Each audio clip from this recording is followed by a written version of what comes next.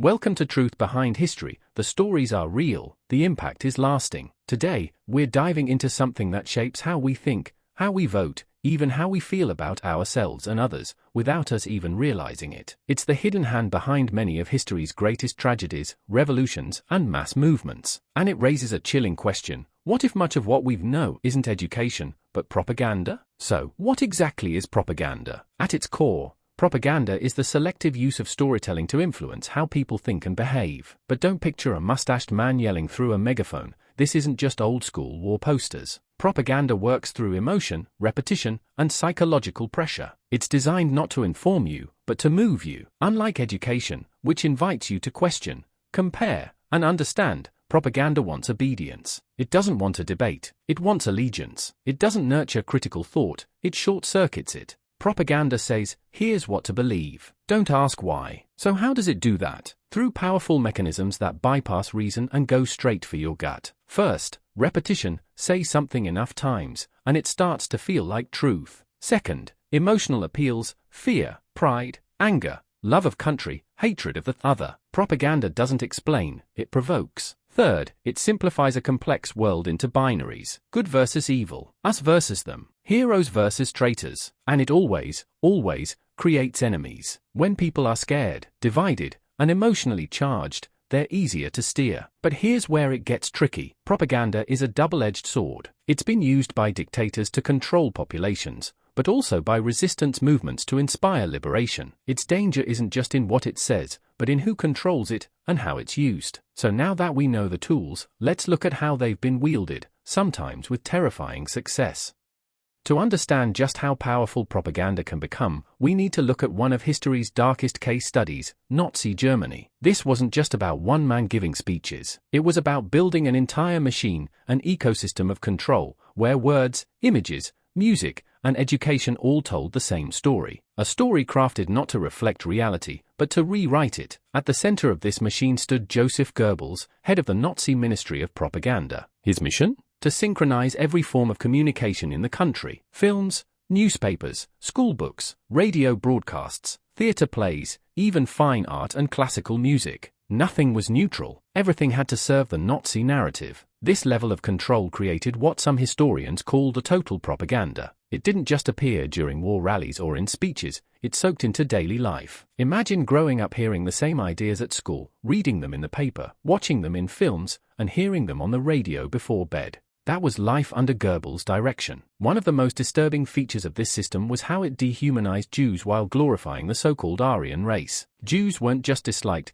they were portrayed as dangerous, as existential threats. Through cartoons, textbooks, posters, and staged films, Jewish people were cast as parasites, criminals, or scheming masterminds. At the same time, images of blonde-haired, blue-eyed children and heroic soldiers filled the screens and newspapers. One group demonized, the other idealized. This wasn't accidental, it was psychological warfare. And it worked. Propaganda didn't just shape opinion, it shaped policy. State messaging tied Nazi ideology to every area of life. The concept of Volksgemeinschaft, meaning a unified people's community, was used to justify public employment programs, war bonds, and welfare as part of the Nazi vision. Propaganda made these things feel patriotic, noble, inevitable. When people feel emotionally invested in a system that promises unity, prosperity, and protection, they're less likely to question its darker side. And that's exactly what happened. The terrifying brilliance of Nazi propaganda was that it didn't just lie, it replaced reality with something else entirely. It built a mirror world, where hate felt like love, war felt like peace, and obedience felt like freedom. And as we'll see next, Germany wasn't the only one using propaganda on this scale.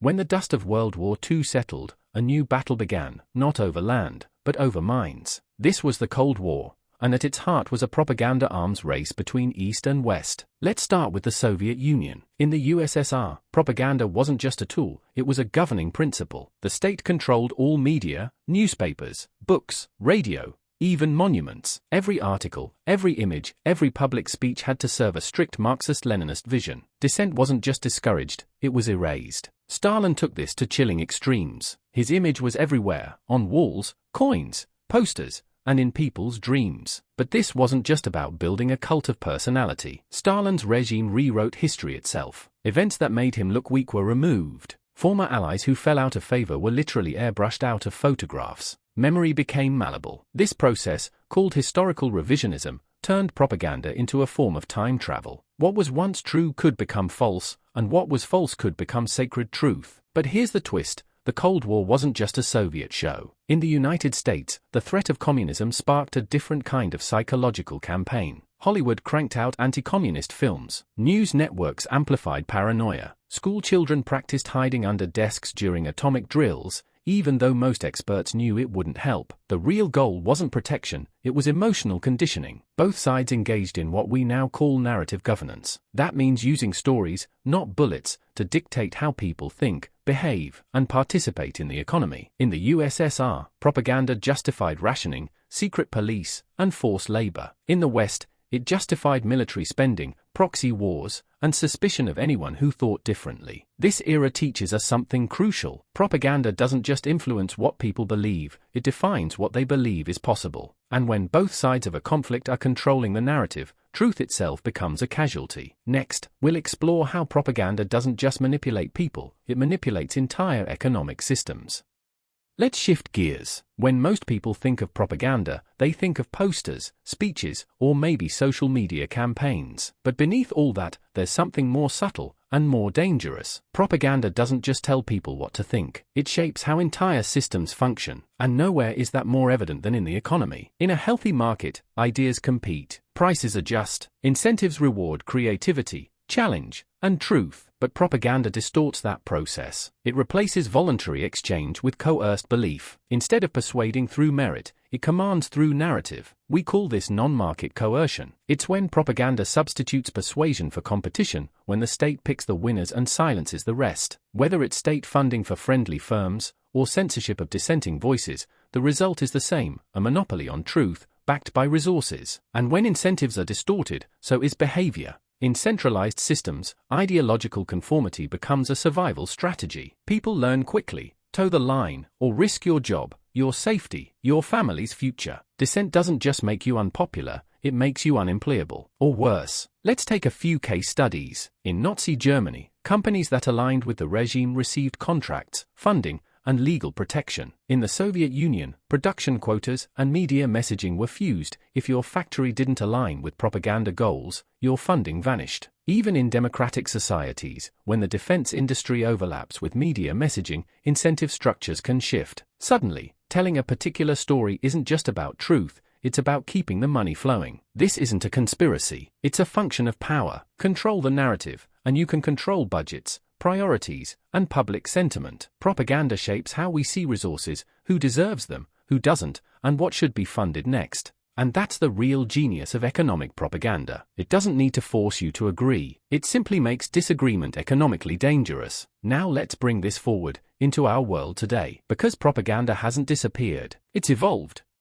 You might be thinking, okay, that was the past. Surely we've moved beyond propaganda in the digital age, right? Well, yes and no. Today, we live in what many call the information age. Billions of people online, endless platforms, a global marketplace of ideas. It sounds free, it sounds decentralized, but here's the uncomfortable truth. Propaganda didn't die, it just changed clothes. Instead of ministries of information, we now have algorithms. Instead of newspapers on every corner, we have social feeds that decide what you see, based not on truth, but on engagement. And what drives engagement? Emotion, outrage, fear, identity. The very same tools propaganda has used for centuries are now embedded in the code that shapes your daily scroll. Let's break this down. On one hand, we've decentralized content creation. Anyone with a phone can make a viral post. But on the other hand, we've centralized the platforms. A handful of companies, aligned, at times, with governments, control the infrastructure. That means what gets amplified and what gets buried. We've also blurred the lines between activism, advertising,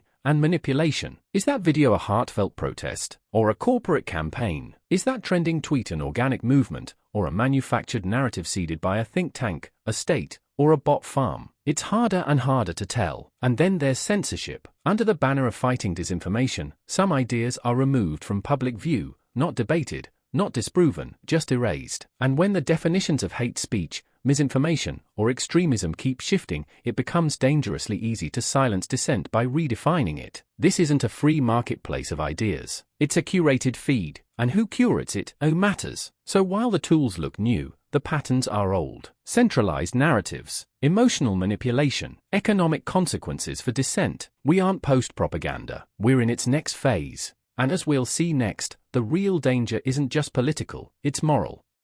Now we arrive at the most important question of all. What happens, not just to systems or economies, but to people, when truth is no longer sacred? When propaganda becomes the default, truth doesn't just fade, it becomes dangerous. Speaking honestly, even gently, can mark you as a threat, and once that happens, the consequences start to snowball. Let's start small. In a world shaped by propaganda, people begin to self-censor, not because they're forced to, but because they're afraid. Afraid of losing friends, afraid of losing jobs, afraid of being labeled something ugly. That fear becomes a leash. It trains people to conform before they even think. But it doesn't stop there. When truth is subordinated to ideology, disagreement is no longer a conversation, it's a crime. People aren't just wrong, they're evil. And once someone is seen as evil, well, what happens to them no longer seems to matter. That's how scapegoats are born. Throughout history, regimes that rely on propaganda eventually manufacture enemies. It's part of the cycle. There must always be someone to blame. The poor, the immigrants, the rich, the religious, the intellectuals. Pick your target. The pattern is the same. First they're mocked, then they're feared, then they're punished. And in every case, it begins with language, with narrative, with propaganda. What's most tragic is how this corrodes something essential, our shared sense of humanity. The moment you believe someone is beyond reason, beyond empathy, beyond forgiveness, the moral floor collapses. That's how atrocities happen. Not suddenly, not with a bang, but gradually, step by step, as the line between truth and power disappears. This is why freedom of speech, freedom of press, and freedom of thought aren't just legal protections, they're moral guardrails. Without them, even well-meaning societies can fall into darkness. So what do we do? Is there a way out? That's what we'll explore next. So, is it hopeless? Not at all. History doesn't just tell stories of control, it also tells stories of resistance, of alternatives, of individuals and communities who refuse to let the narrative be written for them. And that brings us here. The real antidote to propaganda isn't better propaganda. It's decentralization. It's responsibility. It's the willingness to seek truth even when it's inconvenient, and to protect others' right to do the same. Let's talk solutions. First, decentralized platforms. With technologies like blockchain journalism and peer-to-peer publishing, it's possible to share information that isn't filtered by centralized gatekeepers. This doesn't mean chaos, it means competition. It means the return of open discourse, where bad ideas can be challenged, not buried. Second, critical thinking. It sounds simple, but it's powerful. Asking questions like, who benefits if I believe this, or what's missing from this story, can break the emotional spell of propaganda. The goal isn't to be cynical, it's to be grounded. Third, economic independence. When your paycheck depends on your silence, freedom becomes a luxury. But when people build alternative streams of income, when communities invest in each other instead of relying on centralized institutions, they become harder to control. Decentralized economies mean decentralized power. And finally, moral courage. Truth doesn't always reward you. In fact, telling the truth can cost you friends, followers, comfort. But if we want a future that's honest, fair, and free, we need people willing to pay that price. Because the truth isn't just something you discover, it's something you protect, it's something you live. And in an age where manipulation is everywhere, responsibility begins with the individual. That brings us to our final reflection.